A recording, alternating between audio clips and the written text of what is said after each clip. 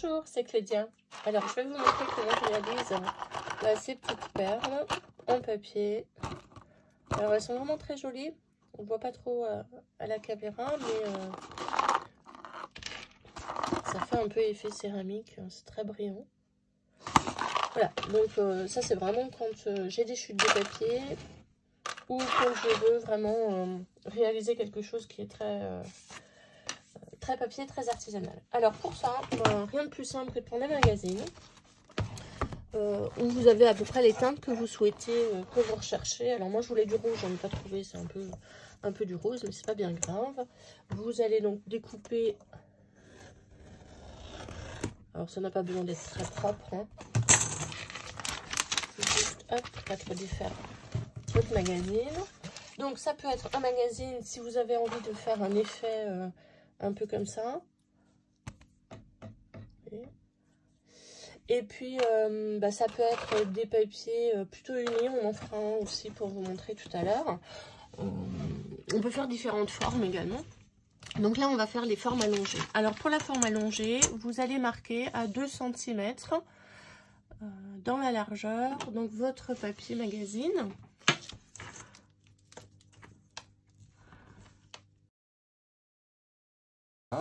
Et sur le bas, on va d'abord faire 1 cm et ensuite pareil, on va mettre 2 cm, une marque. Donc d'abord on décale d'1 cm, puis on fait une marque à 2 cm.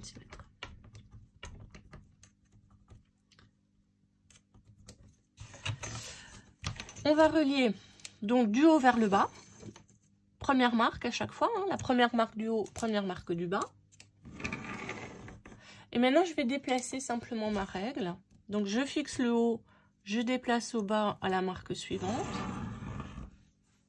Je fixe le bas, je déplace ma règle sur le haut.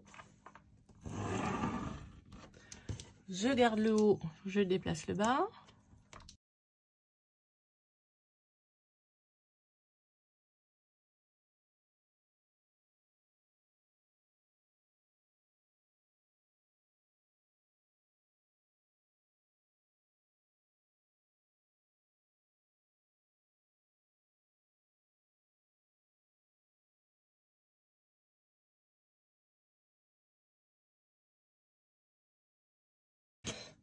Voilà.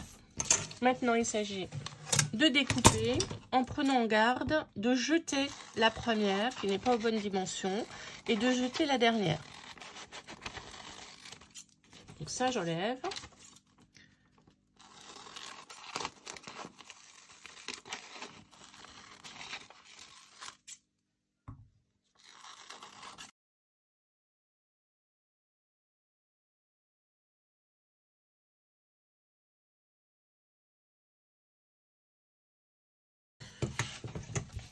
Vous devez obtenir ceci, alors je vais en faire 4. Vous pouvez utiliser soit des pics à brochettes, soit des aiguilles à tricoter, hein, selon la taille que vous voulez faire. Donc là, on va faire essentiellement des perles allongées. Et puis, je vais prendre garde du côté qui me plaît le plus, là où j'ai le plus de couleurs. Alors ici, le rouge peut être sympa. Je vais peut-être prendre ce côté-là. Et puis je vais simplement enrouler donc ma bande de papier sans trop serrer au départ, hein, puisqu'il faut que je puisse sortir ma perle de mon pic à brochette. Et puis une fois que j'ai commencé à enrouler, moi perso je mets un petit peu de colle, juste parce que si jamais je libère un peu la tension, quand ma perle va se dérouler, j'ai pas besoin de recommencer depuis le début. Vous voyez, comme là. Voilà. Et puis vous veillez donc toujours qu'il y ait un peu de tension, que votre papier soit bien au milieu. Et j'enroule jusqu'au bout mon papier de magazine.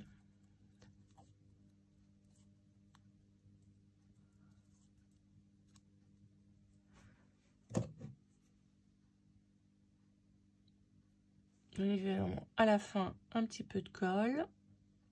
Si vous avez du vernis-colle, c'est encore mieux parce que ça va faire briller la perle. Et voilà, notre première perle à réaliser. Alors, vous avez donc la possibilité de le faire aussi sur une aiguille à tricoter, surtout si vous souhaitez insérer des œillets. Hein, vous pouvez le faire pour vraiment faire une perle un petit peu plus sophistiquée. Alors moi je le fais pas parce que je le fais plus en tout cas, parce que pour moi maintenant c'est vraiment récupérer du papier, faire un maximum de choses en récup, et je trouve que les œillets, bon, au bout d'un moment ça revient cher.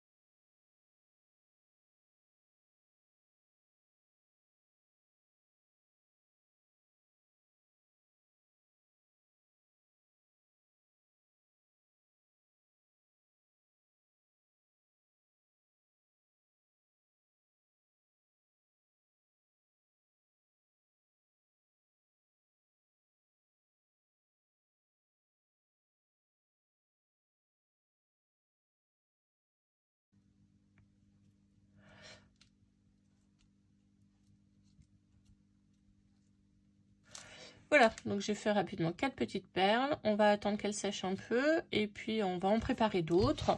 Puisque en fait j'ai un projet pour faire une pampille pour des albums de Noël. Donc je peux également utiliser donc, toujours un papier très très fin, très très souple. Donc si je veux réaliser pareil des perles allongées comme ça, bah, je vais prendre dans le format A4 et je vais faire exactement pareil. Là ce que j'ai envie de faire, c'est une perle un peu arrondie. Donc je vais profiter du fait que ce soit un très très grand format. Et pour faire une perle un peu plus arrondie, bah, bien évidemment il faut quelque chose de plus long.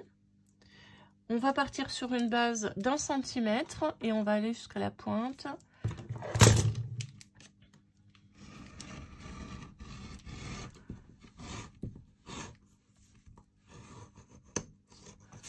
Voilà.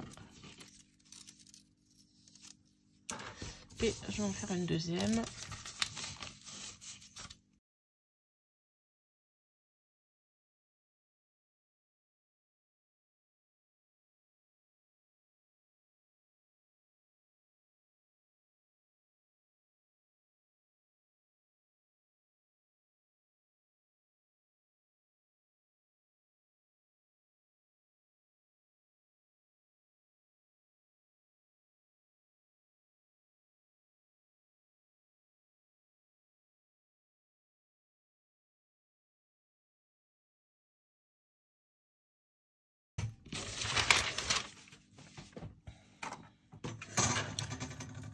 Voilà, et je vais donc faire exactement la même chose.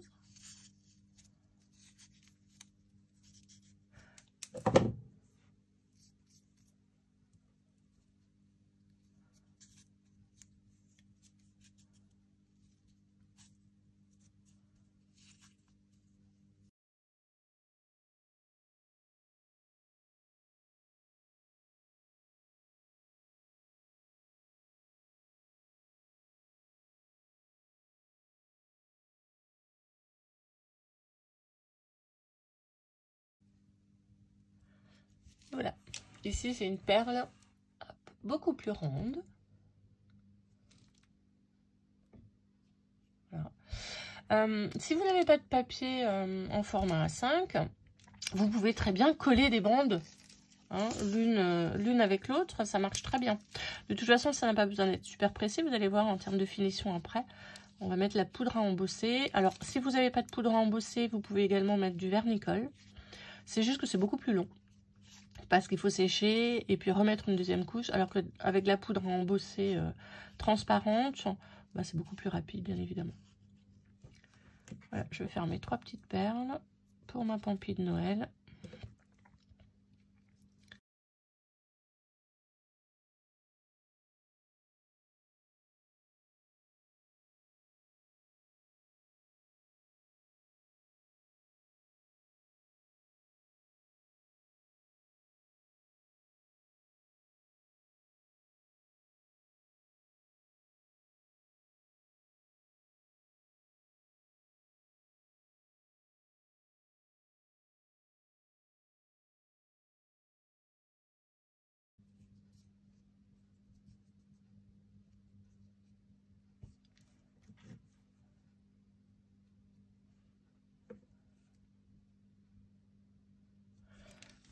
Voilà, mes 3 petites perles sont faites. Alors, l'étape suivante, je disais, c'est effectivement de les passer à la poudre à embosser. Ça va juste me permettre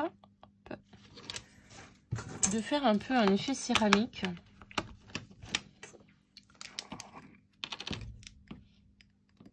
Bon, bah, forcément, je vais peut-être d'abord tamponner, sinon ça colle pas.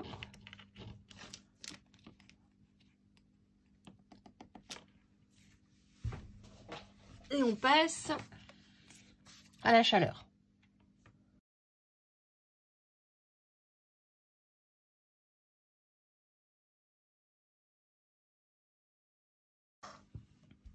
Voilà.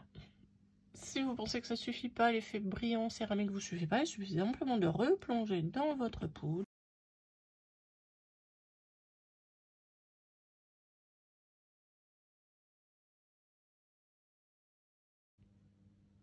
Voilà, et ça vous fait vraiment une perle de céramique. Ou du moins une imitation beaucoup plus légère. Voilà, je vais faire pareil avec des petites perles de Noël. Alors en les sortant, vous voyez, je les ai un peu allongées. Donc soit j'arrive à les remettre dedans, et c'est très bien. Sinon, vous pouvez simplement couper. En fait, elles étaient un peu trop serrées. Je vais simplement couper le bout pour qu'elles restent bien sur une forme arrondie.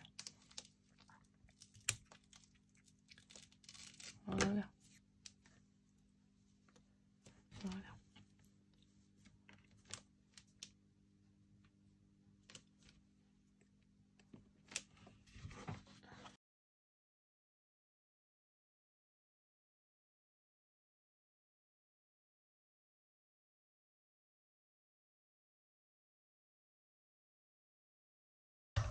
Et voilà. Petite perle. Pour Noël. Pour ma pampille de Noël. Voilà, j'espère que ça vous aura donné des petites astuces. Et puis, on se retrouve pour un prochain tuto. Et notamment l'utilisation de ces petites perles pour ma pampille d'album de Noël. À bientôt, bon scrap!